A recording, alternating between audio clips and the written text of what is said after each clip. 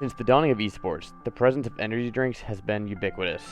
From Halo Pro Walshy's partnership with Red Bull back in 2006, to modern-day sponsorships of esports festivals and leagues, the rise of gamer-specific energy mixes like G Fuel, esports and energy drinks are intertwined. Energy drink companies advertising will like to have you believe that their product provides the most benefit to a gamer. But just how effective are they, and which is really the most beneficial? You could read the ingredient labels and look online at the pros and cons of each, but I'm here to do something a bit more direct.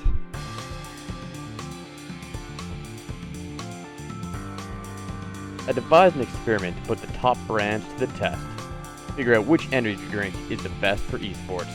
To make comparison entirely quantitative, I limited it to just AIM, using popular AIM trainer game, Kovacs.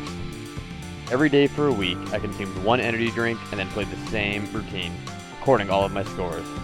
To minimize variation, I did it first thing in the morning, maintain a consistent diet and sleep schedule, and picked modes I felt somewhat plateaued on to minimize the effects of my own aim improvement. I picked one aim mode for accuracy, one for tracking, and one for speed. I played each of these 6 times, every day, recording all the scores. This is what happened.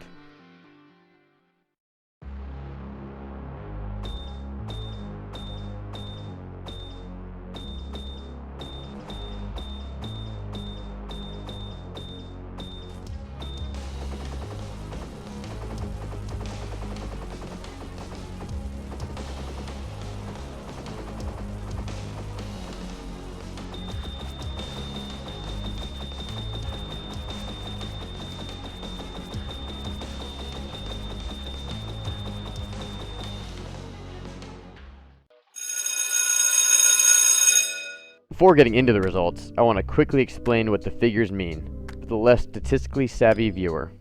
I used what is known as a whisker box plot. These plots have 2 and sometimes 3 parts. The box captures the 25th to the 75th percentiles of the data. The wider the box, the more variable the data. Inside the box will also be a black line representing the median value. The whiskers extend from the top and bottom of the box, capturing the remainder of the points, unless a point is very far away, sometimes referred to as an outlier, in which case it will be instead represented by a dot. Though not traditionally a part of the whisker box plot, I have also included a red line to represent the mean or average score, because I think that's a little bit easier to visually understand, and does not drastically affect our results.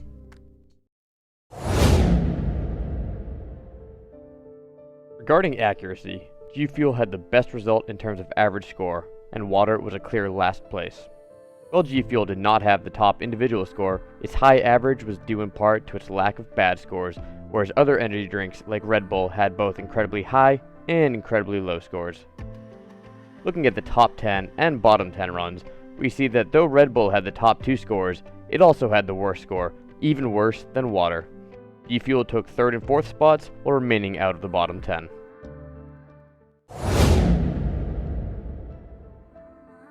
In terms of tracking, we see similar results. Our control, water, was once again the worst, and G Fuel took the top spot, mainly due to its lack of bad performances. Bang posted the top individual run, but also had a score in the bottom 10, while G Fuel claimed 3 top spots and avoided the bottom. In Figure 3, the pattern has cemented itself. Once again, water was the worst, and G Fuel for the 3rd time claimed the top spot, this time also posting the top individual run. Its high mean, again due in part to its lack of bad runs. In fact, its worst run, 142, was higher than the means of all but one of its competitors, and 4 of its 6 runs were in the top 10.